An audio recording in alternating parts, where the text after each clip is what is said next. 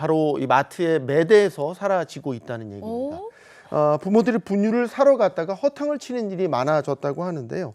이 광주와 대구 같은 이 지역 대형마트에서 이미 분유와 기저귀 코너가 아예 빠진 곳이 적지 않다고 합니다. 가장 큰 원인은 역시 저출생입니다.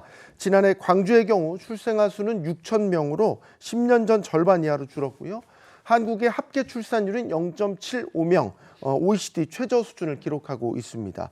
마트 입장에서는 아기 원령별 제품을 다양하게 갖춰야 되지만 판매량이 워낙 저조하다 보니까 아예 분유 코너를 두지 않는 경우가 늘고 있다는 겁니다. 그럼 분유 코너가 빠진 자리에는 뭐가 채워지고 있는 거예요? 네, 바로 반려동물 용품입니다. 이제는 4가구 중 1가구가 반려동물을 키우는 또 딩패종이라는 최근에는 신조어까지 생겨났죠. 반려동물이 자녀를 완전히 대체했다고 보기는 어렵지만 아이와 반려동물을 함께 키우는 가정이 늘어난 건 분명한 흐름인데요. 이 때문에 마트들이 분유 대신 반려동물 사료, 반려동물 장난감 코너를 확대하고 있습니다. 실제로 한 온라인 쇼핑몰 집계에서 펫푸드 판매 비중은 69%, 아기 분유 이유식은 31%로 격차가 크게 벌어지기도 했습니다.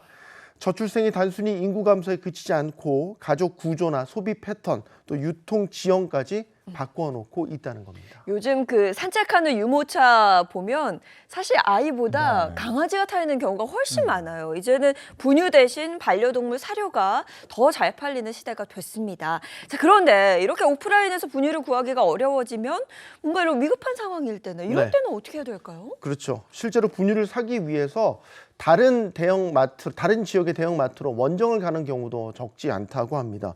이런 어려움은 유통구조의 변화 때문인데요. 코로나19 이후 분유나 기저귀의 온라인 구매가 늘면서 현재 온라인 판매 비중이 80%를 넘어섰습니다. 특히 지방은 배송이 조금만 지연돼도 분유를 제때 받지 못해서 아이를 굶기지 않으려면 원정까지 나서야 되는 상황입니다.